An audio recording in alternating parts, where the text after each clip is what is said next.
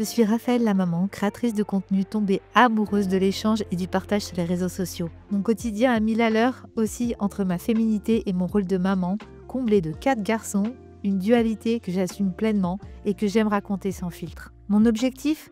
Offrir une vision sincère et humaine de cette réalité parfois chaotique, mais toujours empreinte d'amour et de bonne humeur. Dans Raconte-moi, on explorera ensemble les défis et les joies de la parentalité à travers les témoignages de personnalités emblématiques de célébrités. Rejoignez-nous pour des conversations authentiques et inspirantes qui vous aideront dans la bienveillance à redéfinir la parentalité.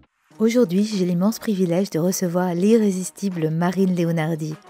Reconvertie dans le stand-up et maman de 2 poupées qui ont changé sa vision de la famille et du couple, les membres de sa famille sont les personnages les plus inspirants de son spectacle, sans oublier les femmes dans leur globalité. À travers les épreuves de sa vie, elle soulève les problématiques que traversent les femmes dans notre société. L'autodérision de son vécu parle à chacun de nous. Elle en fait son slogan « Vous n'êtes pas seul ».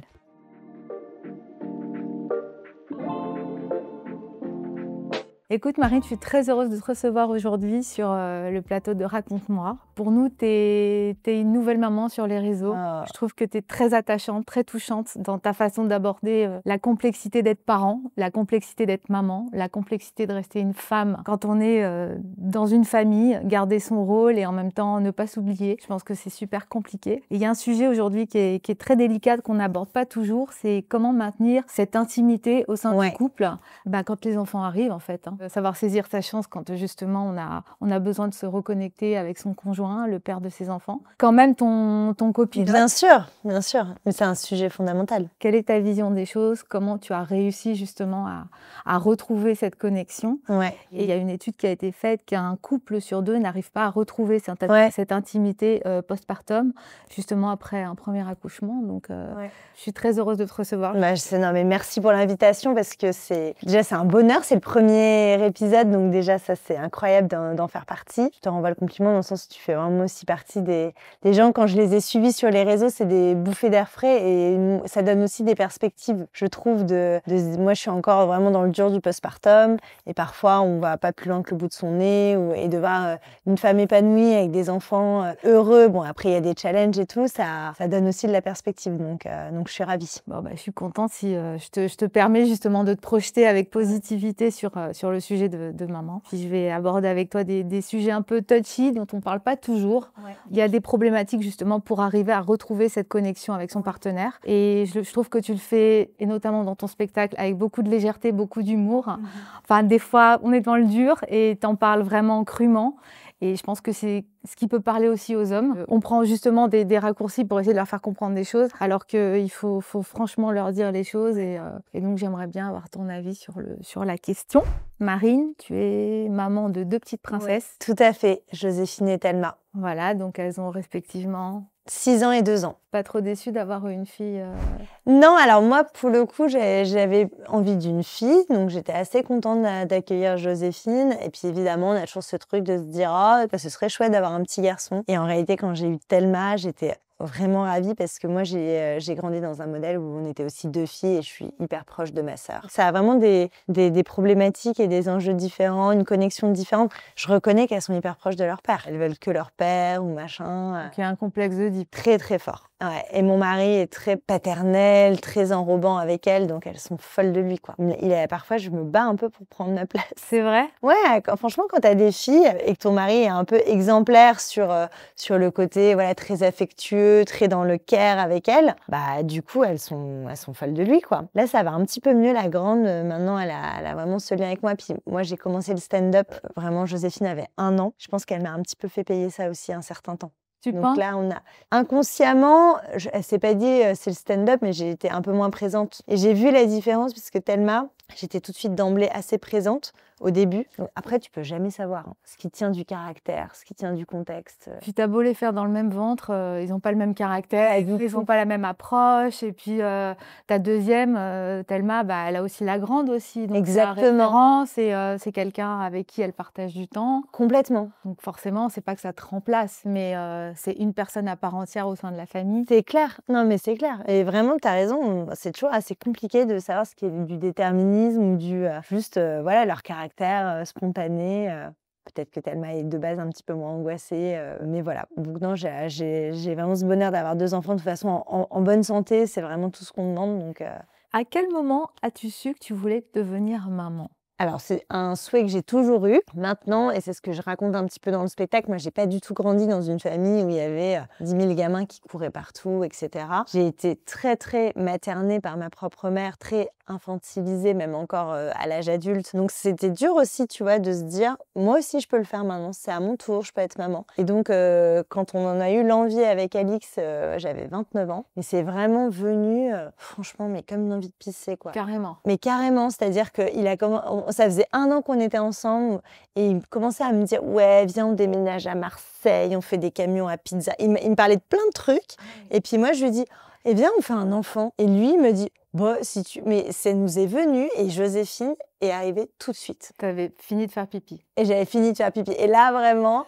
ça a été un peu vertigineux. J'ai eu ce moment de: «Oh là là, en fait, ça nous a pris comme ça» et c'est arrivé. Et à ce moment-là, j'étais en CDD, on vivait dans 40 mètres carrés, Alix venait de monter sa boîte. Ah ouais, c'est comme si tu décides de faire un tatouage, un C'est sort vraiment fou. ça.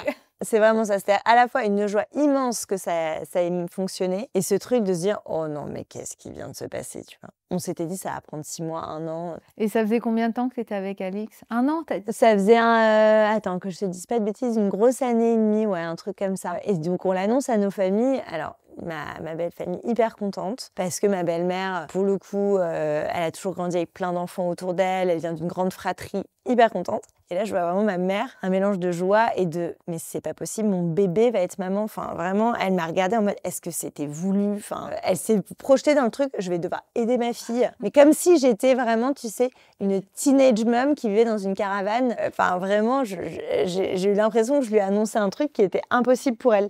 Mais c'est compliqué. Enfin, je me mets à la place aussi de ta maman. Si demain, un de mes enfants me dit: «Bon maman, je vais devenir, papa», alors je vais dire: «Putain merde, c'est moi qui vais aussi être un peu dans la merde peut-être parce que je suis Complètement. pas prêt ou je les ai pas vus encore grandir». Sur le moment, c'est pas que j'en ai voulu à ma mère, mais bon, après, ça c'est très. Ma mère est comme ça, et j'ai vraiment repris son caractère. Genre, juste réjouis-toi, on verra après. Et elle a tout de suite vu le truc. Mais parce qu'elle avait à cœur d'aider et elle nous aide énormément, comme ma belle famille. Et je pense qu'elle s'est dit: est-ce que je suis prête, moi, pour rentrer dans cette phase de ma vie où je vais être grand-mère, où je vais m'inquiéter pour une nouvelle petite chose, où je vais devoir être présente, tu vois? Ça, moi, je l'avais pas vraiment intégré à ce moment-là, que ça impliquait quelque chose de plus large que juste moi. Il y a ce truc où c'est un nouveau chapitre qui s'ouvre pour plein de gens et Joséphine, c'était la première des 2 côtés.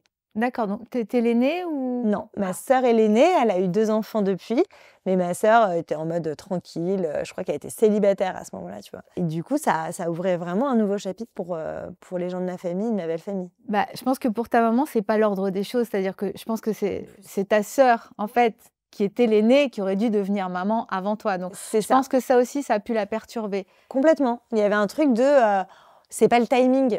Certainement que ma sœur en fera avant moi, Marine nous en a pas parlé, de toute façon, ça fait pas hyper longtemps qu'elle est avec Alix et il y a eu un peu un choc, mais général, quoi, pour moi aussi, et puis après, on est avec Joséphine qui est super joyeuse, super, en bonne santé, tout ça, donc ça a été beaucoup de bonheur, mais ça a été beaucoup de remous et je pense que j'ai eu une entrée un peu fracassante dans la maternité, ce qui a aussi conduit, tu vois, à cette envie d'en parler sur scène. C'était D'accord. pas quelque chose de mûri, j'ai eu le choc, voilà, j'ai eu le choc total. Et ton mari, Alix, il a une fratrie qui est un peu plus grande ou? Il a 2 sœurs jumelles et il a toujours été hyper à l'aise, avec les enfants. Il a plein de cousins. Donc petite sœur, hein? 2 petites sœurs dont il s'est beaucoup occupé. Il faisait du babysitting. Je n'ai jamais fait de babysitting, ça c'est mon mari qui faisait babysitter, tu vois? D'accord. Enfin, du côté de sa maman, grande famille, donc vraiment dans l'esprit, on s'élève les uns les autres. Et pour le coup, je me serais pas lancée dans l'aventure de tomber enceinte comme ça si j'avais pas l'impression qu'Alix allait prendre vraiment le relais et allait être présent. Si j'avais été encore avec un de mes ex tu vois, de ma vingtaine, hors de question. Ouais, Mais tu t'es pas non, projetée je avec. savais qu'Alix, il changerait une couche mieux que moi au début. D'accord. Et lui, le pauvre, donc du coup, enfin le pauvre, Ouais. il a encore 2 filles, c'est-à-dire qu'il a eu 2 petites sœurs et là, il a encore 3 meufs à la maison. Cerné. Ouais, mais en Il vrai, faut prendre des cours de make-up et tout. ouais, et surtout, on les sort, quoi. Le réveil sonne, je commence à râler, Joséphine lui saute dessus. Si Thelma veut un bisou de sa part, crise de jalousie et machin. Et vraiment, il arrive au taf, je pense qu'il est essoré et souvent, il en rigole, il dit « Mais vous voulez ma mort, quoi ». Enfin, mais il est trop chou, ouais. Et en même temps, c'est trop bien qu'ils soient papa de fille parce que et vraiment, ils les regardent, on dirait que c'est des princesses. Mais j'adore cette photo quand tu as posté sur les réseaux. Parce que là, on te voit pas, on le voit lui, à moitié en train de lire l'équipe. Et tu t'as marqué, je ne te changerai pour rien au monde.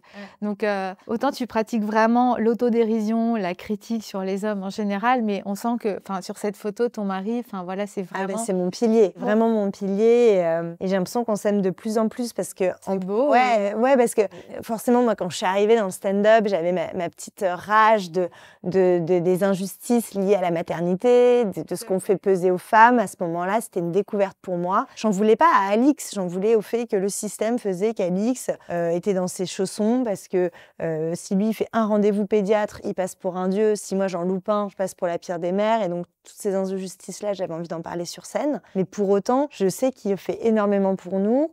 Et en plus, ça peut paraître anodin, mais il m'a quand même donné cette espèce de carte blanche d'en parler. Tu vois, là où je me rends compte que l'ego des hommes est tel que beaucoup d'hommes n'auraient pas supporté. Enfin, je vois tellement les commentaires me disent mais pauvre Alix ou alors T'en as beaucoup ?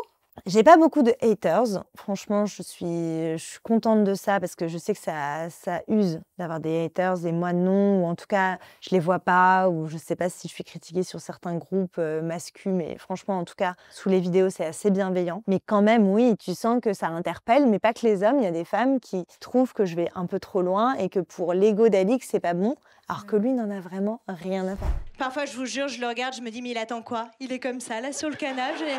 Voilà, il attend sa lettre pour Poudlard. De toute façon, si ça l'abîmait, je ferais attention. Oui, non, mais il t'a laissé, non seulement il t'a laissé carte blanche, déjà pour t'épanouir professionnellement parlant, ce qui n'est pas toujours évident. Non. Et en plus de t'appuyer sur votre schéma familial, je trouve ça juste extraordinaire. Et je pense que c'est une vraie preuve d'amour de la part de C'est la plus belle preuve d'amour qu'il aurait pu me faire. Mais j'ai mis du temps, je reconnais que j'ai mis du temps à le valoriser. Parce que pour moi, c'était, c'est normal. Enfin, voilà, une nouvelle aventure professionnelle. Et je pense que nous, les femmes, on est très comme ça. Moi, demain, Alix, il me dit, je vais être golfeur pro. Je suis capable de dire, mais bien sûr, et d'être dans le soutien. Et nous, alors que quand c'était dans l'autre sens, lui, il a eu cette évidence de dire, je vais te soutenir, mais je me rends compte qu'il y a plein d'hommes qui auraient tilté en mode, en vrai, non, quoi, mauvais timing, viens d'avoir la deuxième, viens, on se pose, t'as un bon job. Il m'a jamais fait peser ça. Comment tu as vécu cette transition, en fait, tu avais quand même un job, tu étais en place, vous aviez votre première petite fille et tout. À ce moment-là, ouais. Et d'un coup, tu dis, je veux faire du stand-up. Alors, ça a été un petit peu plus progressif que ça, parce que moi, j'avais toujours fait du théâtre et j'avais pas envie de lâcher le théâtre. Je sentais que j'avais besoin de cette part de folie dans ma vie, cette part artistique. Et en même temps, ça a commencé à me prendre du temps et ça m'amusait de moins en moins. Tu vois, d'apprendre des textes, de faire des répétitions générales avec une troupe de théâtre, etc. Donc, je me suis dit, qu'est-ce que je peux faire pour remplacer le théâtre par autre chose? Parce que je sens que si j'arrête le théâtre, je vais être vraiment je vais plus jamais avoir mon rêve d'artiste qui va se révéler. Je vais mettre une croix définitive là-dessus et je vais rentrer dans ma routine métro, boulot, dodo. Ça m'avait déjà tellement coûté d'intégrer le théâtre dans ma routine que je voulais pas l'arrêter. Mais je voulais le remplacer par quelque chose d'autre. Et donc là, j'ai commencé à écrire une pièce de théâtre. Et quand j'ai écrit la pièce, j'ai eu une révélation. Je me suis dit, mais en fait, c'est ça, j'aime de moins en moins jouer les textes des autres, j'ai besoin de jouer mon texte à moi. Et puis, de fil en aiguille, je me suis dit, mais en fait, c'est plus le théâtre, c'est le stand-up, j'ai envie d'écrire des blagues, j'ai envie que ce soit plus direct, j'ai envie de passer vraiment des messages forts. Et donc, j'ai commencé, quand Joséphine avait à peu près 1 an, à aller au Paname, dans des comédie clubs, en plus de mon job. Moi, ce qui m'excite aujourd'hui, là on est avril, ce qui m'excite, c'est de planifier l'été 2023. Mais à ce moment-là, je me suis pas dit, je change, j'arrête Shiseido, pas du tout. Je me suis dit, c'est un hobby plus, parce que c'était quand même plus exigeant que juste aller taper une balle de tennis. Il y a une logistique quand même, il faut réserver le créneau horaire. C'est clair, il faut écrire en plus. Il faut s'imprégner du texte et puis il faut dégager du temps de maman. Exactement. Donc à ce moment-là, c'est clair que la logistique, c'est pas comme aller faire du footing ou un cours de dynamo. C'est préparation en amont. Les créneaux débutants sont en milieu, fin d'après-midi. Donc ça n'interférait pas trop avec mon agenda de maman, mais clairement, ça interférait en revanche avec mon agenda de cadre chez Shiseido. Donc, je te cache pas qu'à ce moment-là, je le faisais un peu sur des plages de télétravail. C'était pas facile, tu vois. Ouais, c'est compliqué. Et surtout, très vite, tu as le sentiment d'avoir une double vie. Très vite, tu te dis, ah ouais, bah, typiquement, je prenais des calls de Shiseido, j'étais au café. Enfin, il y avait Mignon. Ouais, il y avait des trucs un peu particuliers. Et puis, ce que j'avais pas anticipé, mais qui a été une grande source de bonheur aussi, c'est que j'ai découvert un milieu, l'univers du stand-up, qui avait ses codes, ses gens, tu vois. Donc, j'arrive et là, il y a quand même une petite promo de stand-uppers parce qu'on se connaît tous et on est très quand même amis en fonction du moment où on a commencé. C'est très marquant les gens avec qui tu as commencé. Donc moi, je connais le nom et le nom des gens et le nom des enfants de toutes les personnes qui ont commencé en 2020-2021 avec moi. C'est une nouvelle famille. En fait. C'est une nouvelle famille. C'était pas ce que j'étais venue rechercher, mais ça s'impose à toi. Et d'un coup, c'est vrai que je rentrais le soir et j'avais emmagasiné une quantité d'émotions qu'il était difficile de transmettre à mon entourage. Et je rentrais, je disais Alix, mais c'est génial. Et puis j'ai rencontré un tel. Et puis tu sais, ma blague, elle a marché. Et là, tu sens que l'entourage, il dit, qu'est-ce qui se passe, quoi? Ouais. Est-ce que c'est un truc qui va nous éloigner? Il y a un changement. Il y a un changement qui est plus profond que juste se dire, je vais me mettre au sport. Et puis il y a aussi garder cette complicité intime avec son mari, parce que Oui. si tu joues le soir, le Complètement. moment général où on va se retrouver un peu en amoureux parce qu'on a couché les enfants, si toi t'es pas là, sachant qu'il s'est tapé toute la tannée du soir, le bain, enfin donner à manger, préparer à manger, faire le dodo, faire l'histoire, enfin bref. Complètement. Donc là aussi, il t'a laissé carte blanche et Bah, alors ça, j'ai mis du temps à voir à quel point il avait été sympa sur ce coup-là. C'est fou parce que quand j'en parle, je me dis, mais c'était évident que c'était dur pour lui à ce moment-là.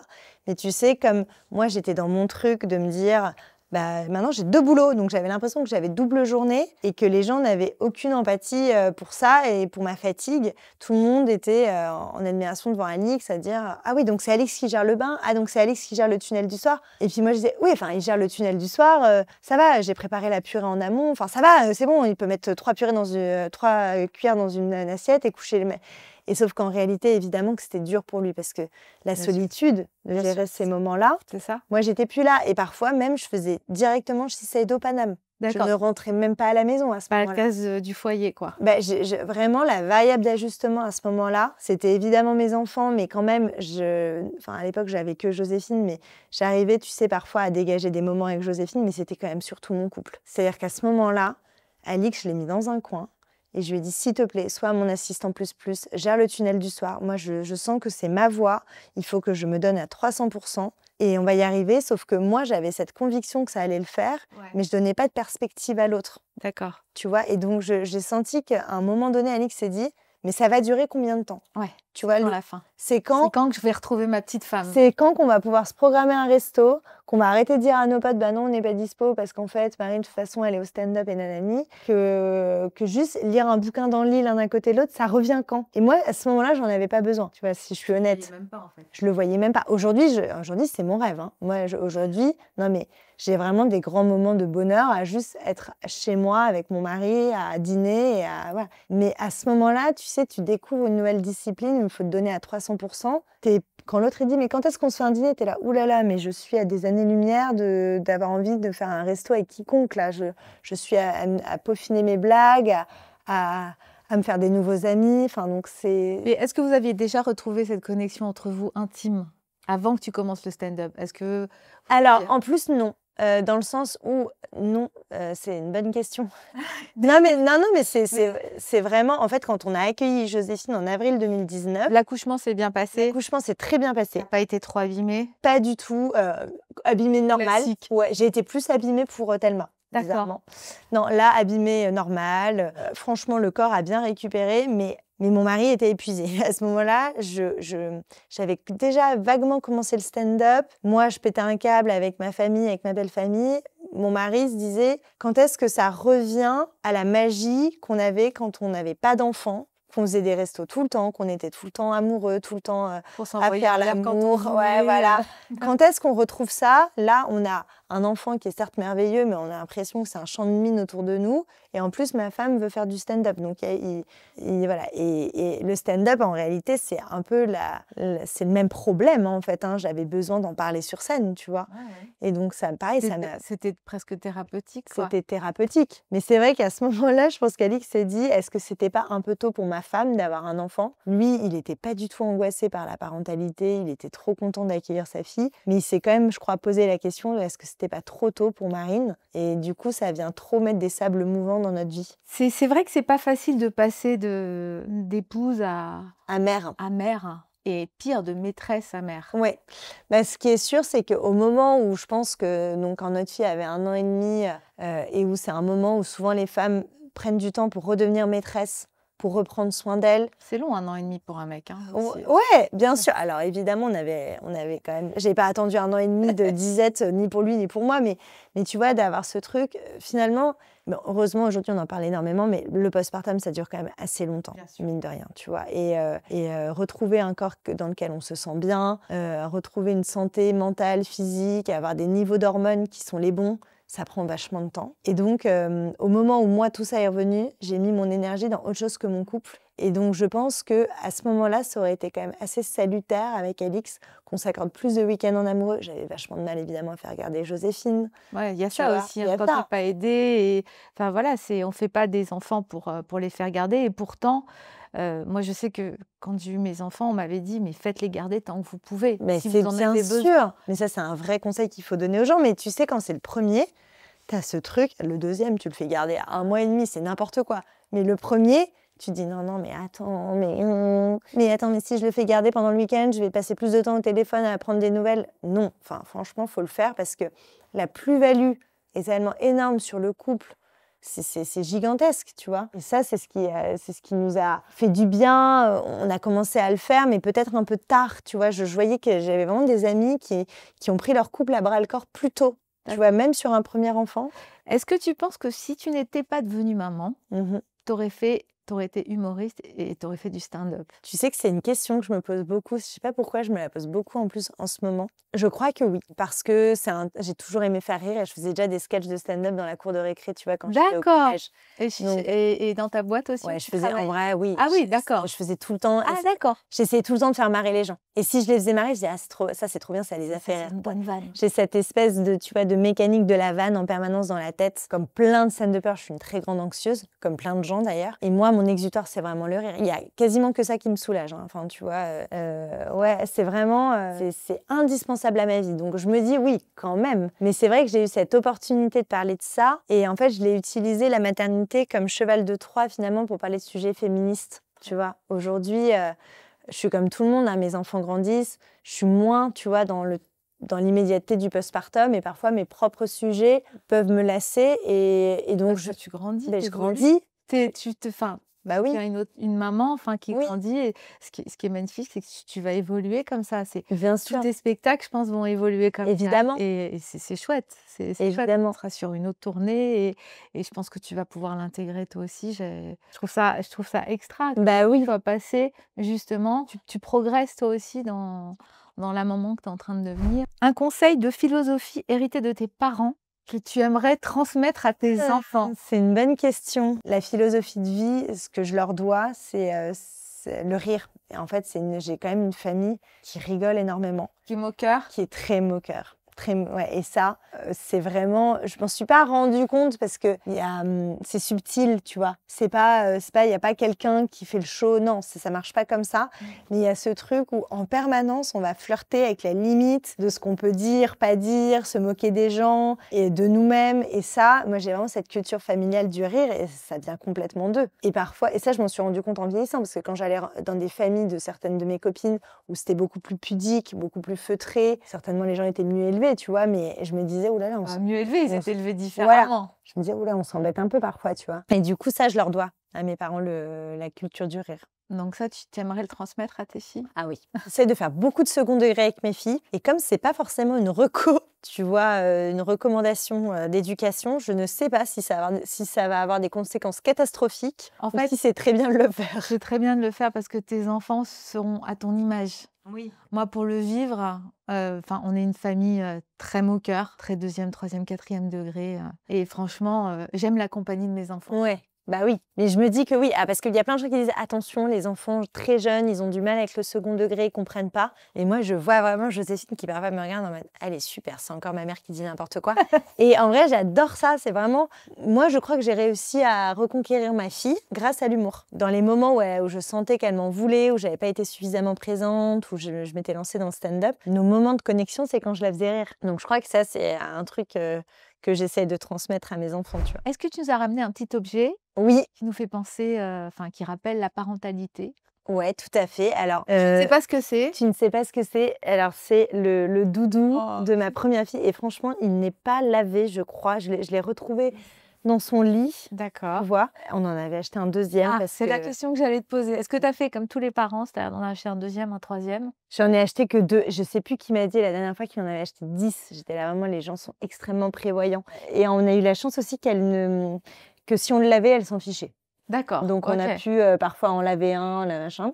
Et il me semble, mais je suis quasi... oui, c'est son parrain qui lui a offert. Et honnêtement, c'est vrai que c'est des moments quand tu vois ta fille prendre son petit doudou et que tu te dis, mais moi, je me souviens tellement de mon doudou plus jeune. Ouais, Tu vois, moi c'est aussi, des c'est vrai. choses réconfortantes et c'est un peu le relais aussi des parents, le doudou quand ils sont gamins. Donc, voilà, c'est un truc qui me touche. C'est un objet auquel je tiens. Donc, je voulais rendre hommage aussi à Joséphine et ce joli dessin qu'elle a fait de toi.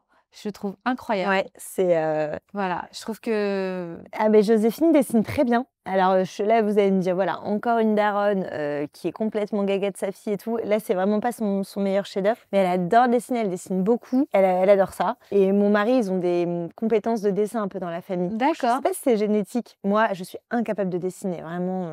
Tu fais d'autres choses. Je fais d'autres choses. Mais bon, là, elle m'a quand même fait des oreilles. Écoute, tu en as des oreilles. J'ai des grandes oreilles. Et donc, J'ai pas dit que tu avais des grandes. Tu as des oreilles.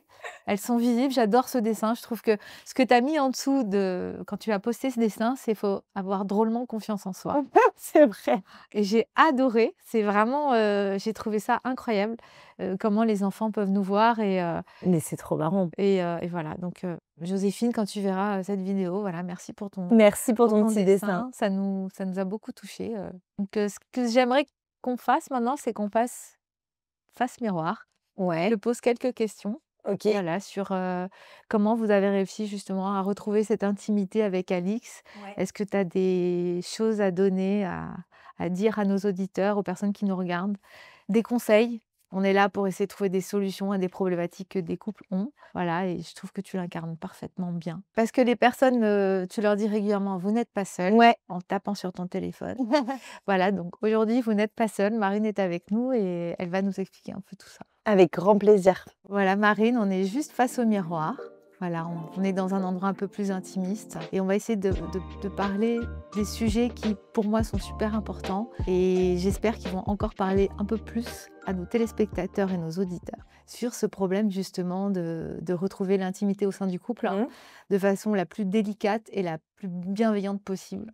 Est-ce que le fait de parler dans ton spectacle de ton intimité au sens propre comme au sens figuré avec ton mari a vraiment soulevé avec ton public un réel problème chez les couples? As-tu un exemple de commentaire que tu aurais reçu? Quand j'ai parlé de ça dans le stand-up, j'avais déjà remarqué dans les comédie clubs que c'était le passage qui interpellait fortement. Et c'est vrai que la confirmation est venue de quand j'ai fait une vidéo sur Instagram qui a fait 10 millions de vues où je dis mentez-moi. Voilà, arrêtez de me dire que vous baisez parce que ça me déprime et c'est pas du tout mon cas, etc.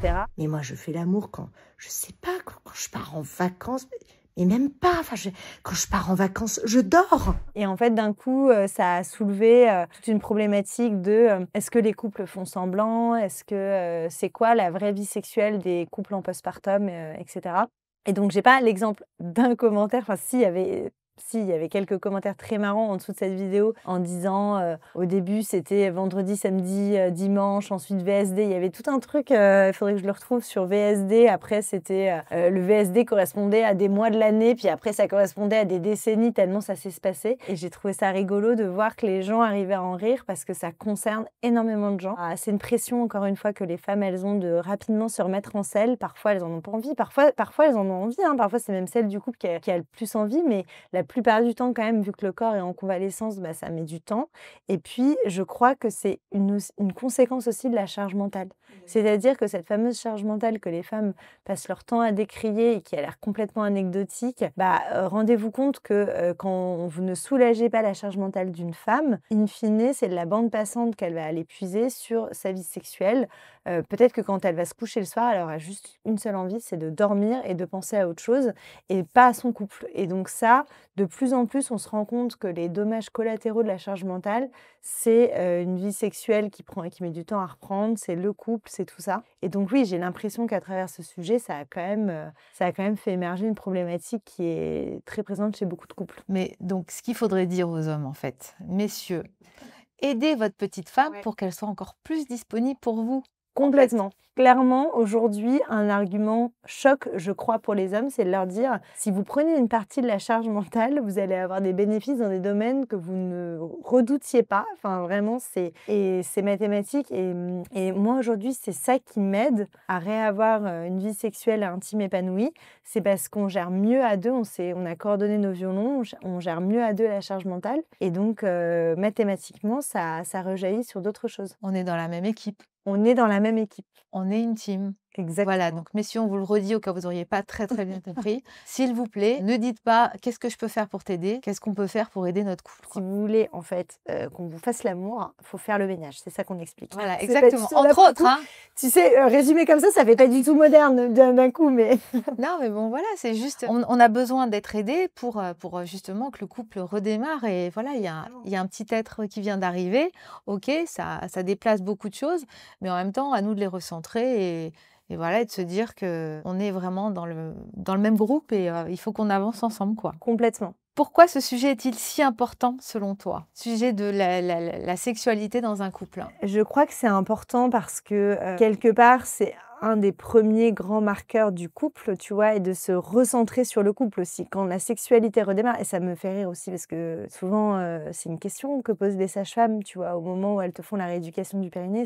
C'est très sympa d'ailleurs, ce moment. C'est ça. Quand elles te disent au bout de 3 semaines, vous avez repris une vie sexuelle, c'est important, on veut savoir si vous avez mal. Et déjà, rien que là, c'est encore présenté sous l'angle de la douleur, de est-ce que le corps a redémarré, mais en fait, ça dit quand même quelque chose de est-ce que le couple a redémarré? Est-ce que le corps a redémarré? Et nous, on a aussi, nous, en tant que femmes, besoin de ces signaux-là. Hein. Faut pas croire que nous aussi, ça nous déprime un peu quand on voit que la libido, elle est en berne pendant longtemps. Quand on voit que notre rôle de maman nous empêche de réinvestir notre rôle de compagne et d'amante et de maîtresse.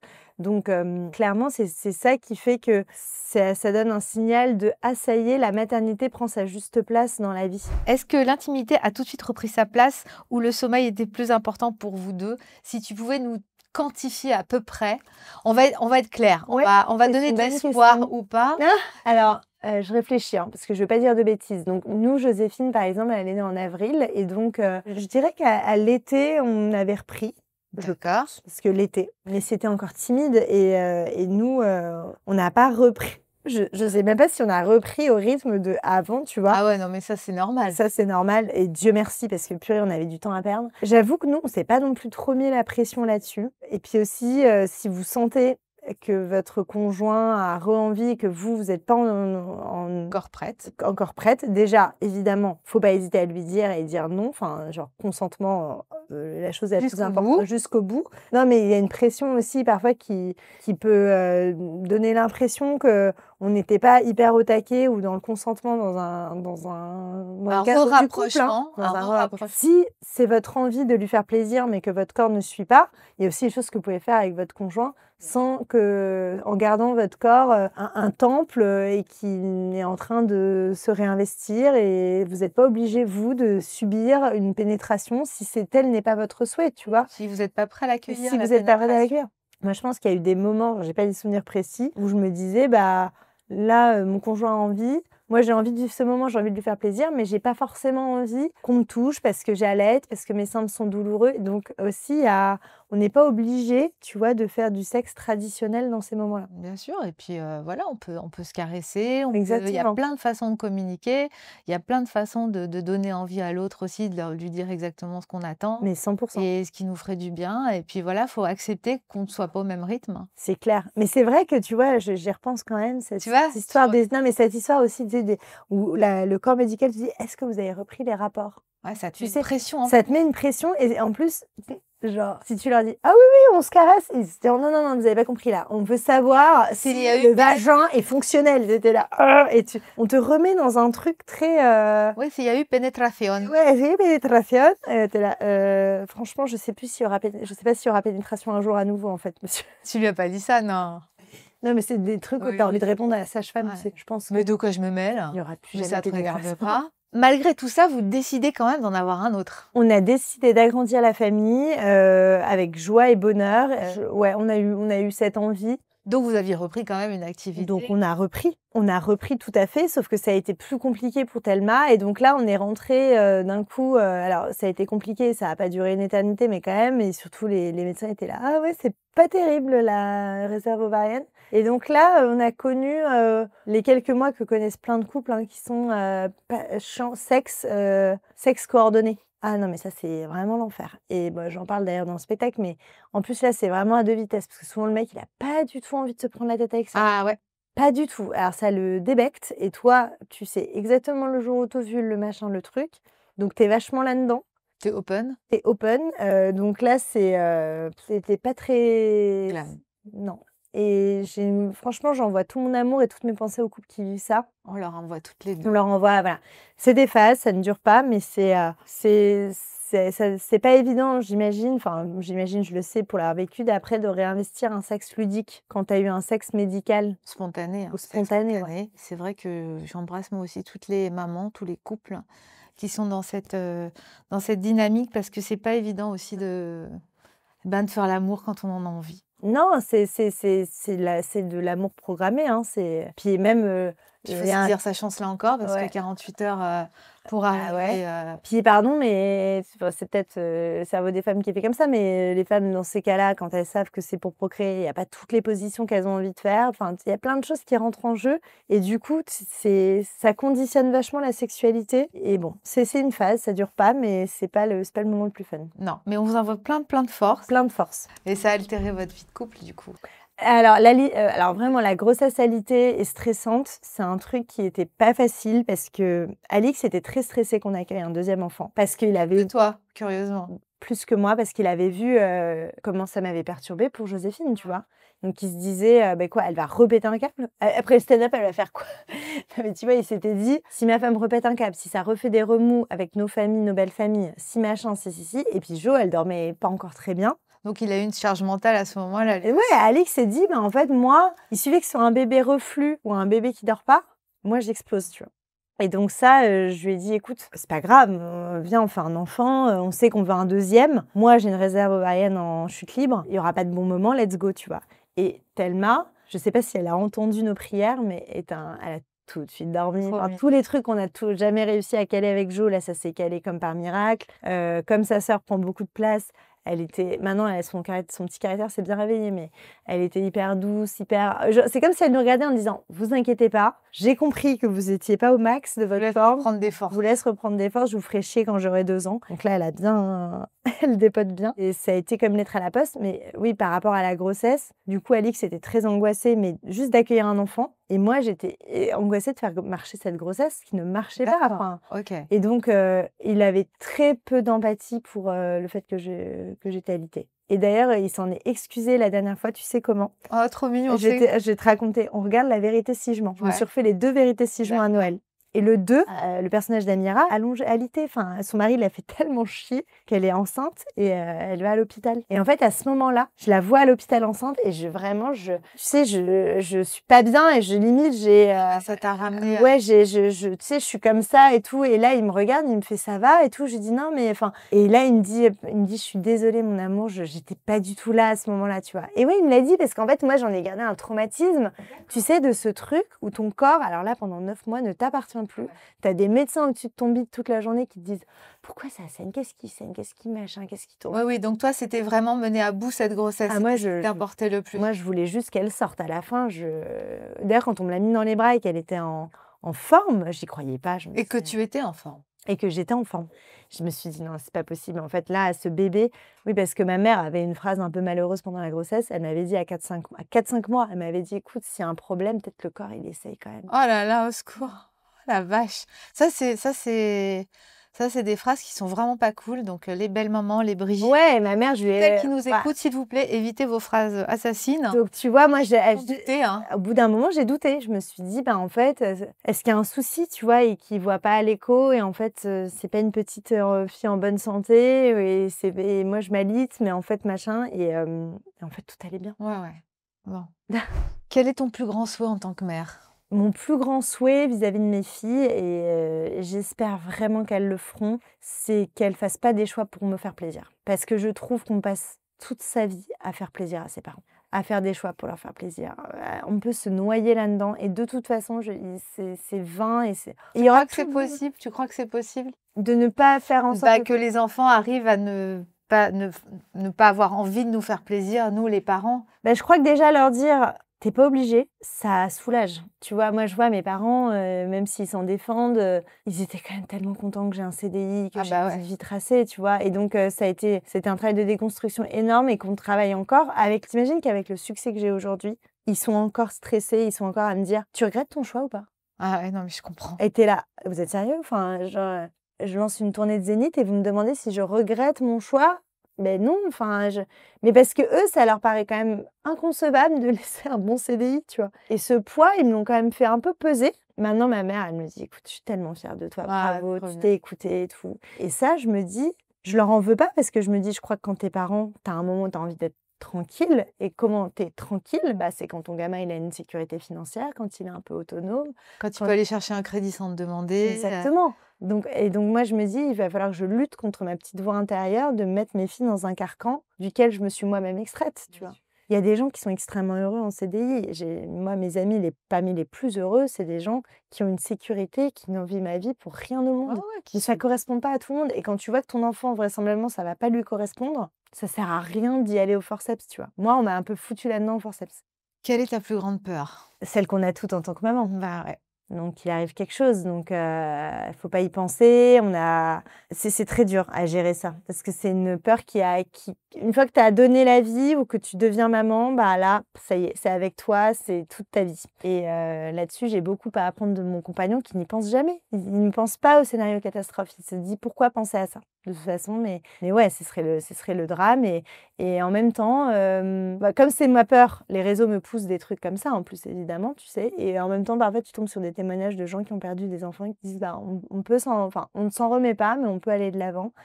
Et c'est pour ça que c'est important d'avoir une vie personnelle et une vie de femme qui n'est pas que tournée autour des enfants. Bien sûr, moi, je me suis toujours dit ça aussi, tu vois. Fait. C'est important. Est-ce que tu es d'accord quand on dit qu'avant d'avoir eu un enfant, on n'a pas aimé autant ou on n'a pas eu peur autant? Aimer autant, j'aime penser qu'il y a... me concernant, oui. J'ai jamais aimé autant que j'ai aimé mes filles. Mais je me méfie toujours, tu sais, de ce truc où on va dire l'amour maternel ou paternel, il n'y a rien de tel. Ouais, mais il y a des gens qui n'ont pas envie d'enfants. Bien sûr. Et qui aiment, qui sont dans des histoires d'amour extraordinaires ou qui aiment des animaux de façon... Voilà, et je veux dire, moi, ça a été le cas. J'ai aimé personne plus que mes filles. Et je pense que ça... Voilà. Mais, j'ai peut-être des gens qui ont d'autres formes d'amour. Oui, en revanche, ils n'ont pas forcément envie d'avoir d'enfants. Enfin, je veux dire, c'est clair. En revanche, la peur, je reconnais que c'est assez phénoménal.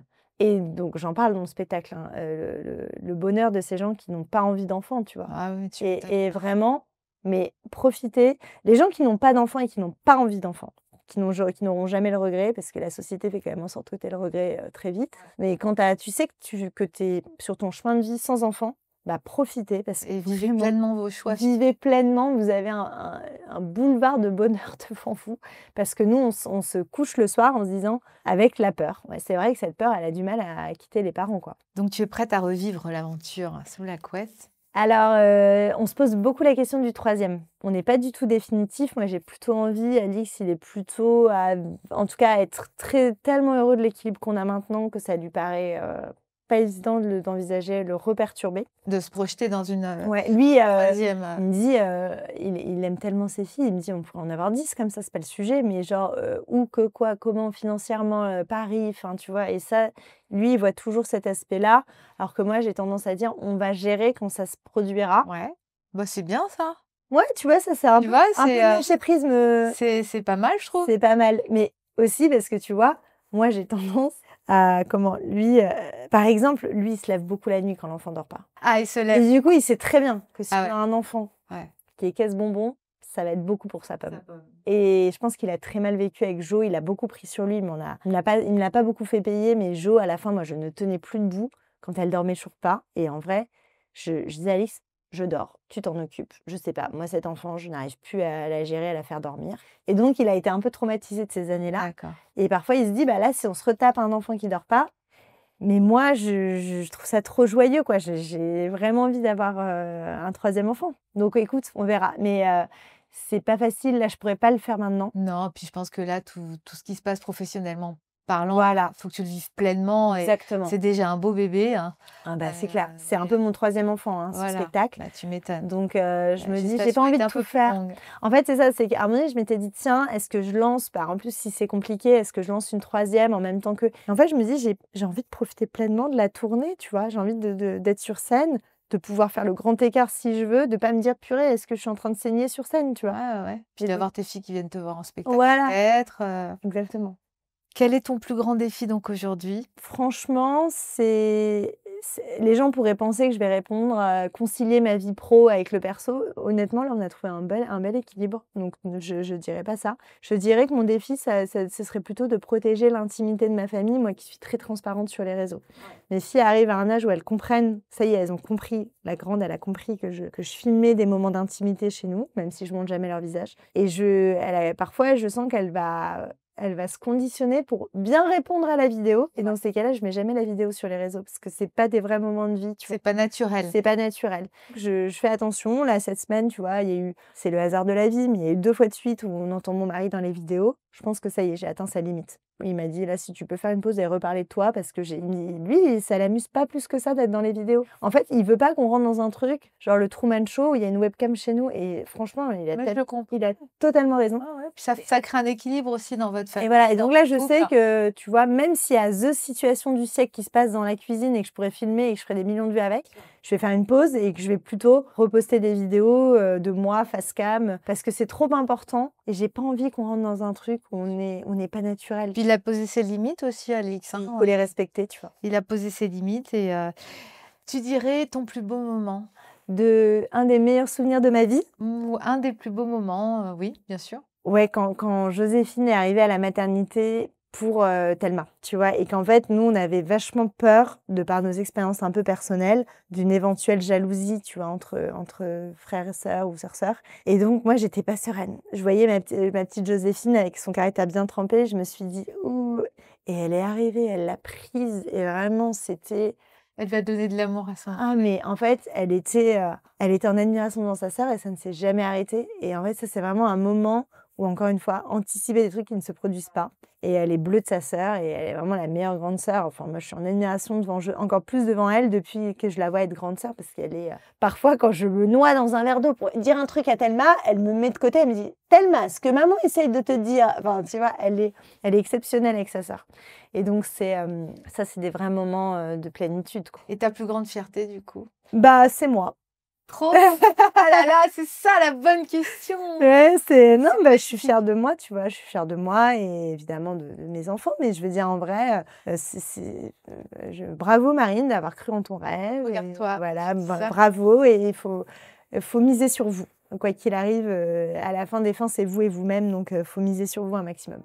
En tout cas, Marine, merci beaucoup d'être venue à Raconte-moi, nous avoir donné notre chance aussi. On aimerait savoir où est-ce qu'on peut te suivre. Alors, sur les réseaux sociaux, sur tous les réseaux sociaux, je suis même sur YouTube maintenant. On les affiche là. Marine Leonardi, sur Instagram en particulier. Où est-ce qu'on peut venir t'applaudir surtout? Alors, dans plein de salles, il y a toute la billetterie aussi sur Insta. Là, les prochaines étapes, j'ai des dates au Théâtre des Mathurins, Théâtre de l'Atelier à la fin de l'année, Théâtre des Variétés l'année prochaine à Paris. Et sinon, je suis un peu en tournée tout le temps, donc vous trouverez normalement votre bonheur. Et on a ouvert une tournée de Zénith pour janvier, février 2027. Donc, big up à Alix, hein, bon courage. Qui va se prendre pas mal de tunnels du soir solo encore. Chacun son tour. Hein. Chacun son tour, c'est clair. Merci beaucoup. Merci infiniment pour l'invitation. Merci.